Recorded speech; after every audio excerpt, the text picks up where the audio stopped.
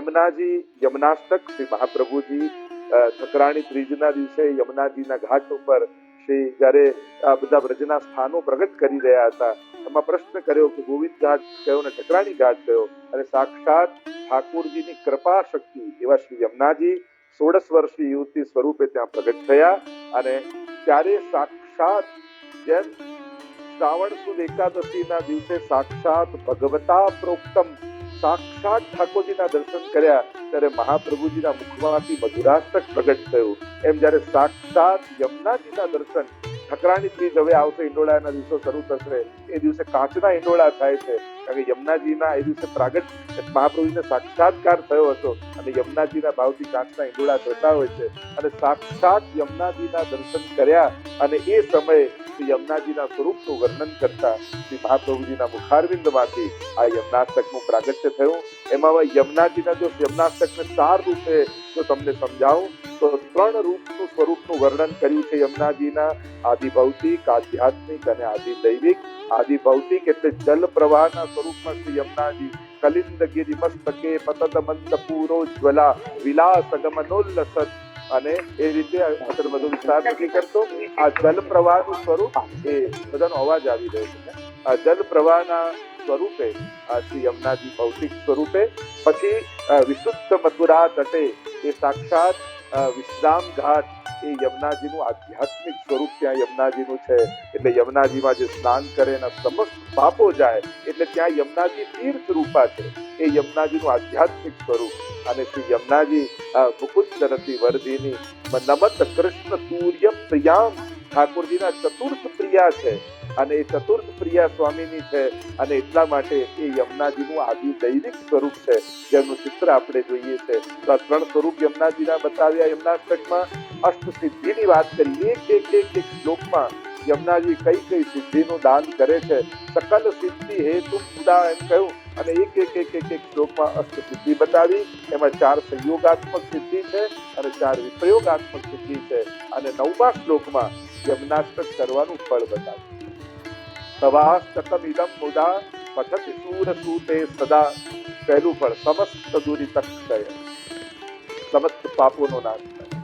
ભવતી વૈ મુકુંદે રતિ, ઠાકોરજીમાં પરમ પ્રીતિ પ્રગટ થાય. તયા સકલ સિદ્ધયો, ત્રીજું ફળ સકલ સિદ્ધિનું દાન યમુનાજી કરે. મુરરી પુષ્ટ સંતુષ્ટતિ, ઠાકોરજીને પરમ સંતોષનો અનુભવ થાય. અને 5મું કહ્યું સ્વભાવ વિજયો ભવેત વદતિ વલ્લભ શ્રી હરે, અને 5મું ફળ કહ્યું સ્વભાવ પર વિજય થાય. આ 5 ફળ 9મા શ્લોકમાં બતાવ્યા. અને સૌથી પહેલો ગ્રંથ ષોડશ ગ્રંથ માનો કે શ્રી યમુનાષ્ટક રચવામાં આવ્યો. આ કારણ શ્રી યમુનાજીની કૃપા થાય તો યમુનાજી ભક્તિનું દાન કરે, અને ભક્તિની પ્રાપ્તિ થાય તો આ પુષ્ટિ ભક્તિ માર્ગના બધા જ સિદ્ધાંતોને આપણે પાળી શકીએ. અને એટલા માટે શ્રી યમુનાષ્ટકનું આપણે ત્યાં વિશેષ મહાત્મ્ય છે અને મહાપ્રભુજીની આજ્ઞા છે. એટલે દરેક વૈષ્ણવે યમુનાષ્ટકનો પાઠ તો અચૂક કરવો જ જોઈએ. એ ભક્તિની દાત્રી છે, અને શ્રી યમુનાજી કૃપા કરશે તો ઠાકોરજી સહજમાં પ્રાપ્ત થશે. એટલા માટે યમુનાષ્ટક અચૂક સર્વ વૈષ્ણવે કરવું જોઈએ. તો આટલું જ સારૂપે હું કહું છું, જેથી વધારે આપણે બધાના પ્રશ્નો આવરી શકીએ. બાકી યમુનાષ્ટકના એક શ્લોકોનું લેવા જઈએ તો યમુનાષ્ટક પર આખી કથા થઈ જાય અને આપણો સમય એમાં જ જતો રહે. તો આવા શ્રી યમુનાજી છે, એટલે આપણે સંકલ્પિત થઈશું કે રોજ યમુનાષ્ટકનો પાઠ કરીએ. તત્પરતા હોય, ઉત્સુકતા હોય, પણ હઠાગ્ર કોઈ વસ્તુ ન હોય. સેવા કોને કહેવાય કે જેમાં પ્રભુને સુખ થાય, એનું નામ છે. ઘણીવાર અમારે અહીંયાથી ઘણીવાર એમ થાય કે 2 જણ માળાજી સિદ્ધ કરે, પણ જેની ઉત્તમ હોય એની મુખ્યાજી લઈને ધરાવે. તો બીજા વૈષ્ણવ એમ વિચારું કે આના જેવી ઉત્તમ માળાજી હું ક્યારે સિદ્ધ કરું, જેથી ઠાકોરજીને પણ આ ધરવાની ઈચ્છા થાય. જો આપણે ત્યાં કરી લેવું, ધરી લેવું, ભરી લેવું એ પુષ્ટિ માર્ગ નથી, પણ કોના થકી ધરીએ છે, કોના થકી ભરીએ છે એનું મહત્તા છે. શ્રી વલ્લભે આજ્ઞા કરી હોય કે હા તમે આ સેવા કરજો, અને એને પોતાનું સૌભાગ્ય માનીને આપણે કરીએ તો સેવામાં મદ આવે. એ તો ઠાકોરજીને આપણે વિનંતી એ જ કરવી, કારણ કે અહંકાર એવો છે કે ક્યારે કયા રૂપ હોશમાં આવી જાય ખબર ન પડે. મને તો કોઈ વાતનો ઈગો નહીં, એ વાતનો ઈગો આવી જાય તો અહંકારનો તો કોઈ ભરોસો નથી કે ક્યારે કયા કપડા પહેરીને આપણે અંદર પ્રવેશી જાય. એટલે સેવા કરી ઠાકોરજીને દંડવત કરવામાં આવે. સેવા કરતા પહેલા ઠાકોરજીને દંડવત કરવામાં આવે. સેવા કરતા પહેલા મહાપ્રભુજી ગુસાઈજી યમુનાજીનું સ્મરણ કરાય. કેમ? એનું કારણ જે કે મહાપ્રભુજીને વિનંતી એ કરીએ છીએ કે હે શ્રી વલ્લભ એવી કૃપા કરજો કે મારા મનમાં સેવા કરવાનો ક્યારે મદ કે અહંકાર થાય. આ આપની કૃપા થકી સેવા હું કરું છું ને મારાથી થાય છે ત્યાં સુધી એમ માનતા રહીશું તો મદ આવવાની સંભાવના છે. પણ હું સેવા નથી કરતો યા હું સેવા નથી કરતી, હું તો મહાપ્રભુજી અને વલ્લભની આજ્ઞાનું પાલન કરું. અમે કોણ સેવા કરી શકવાના?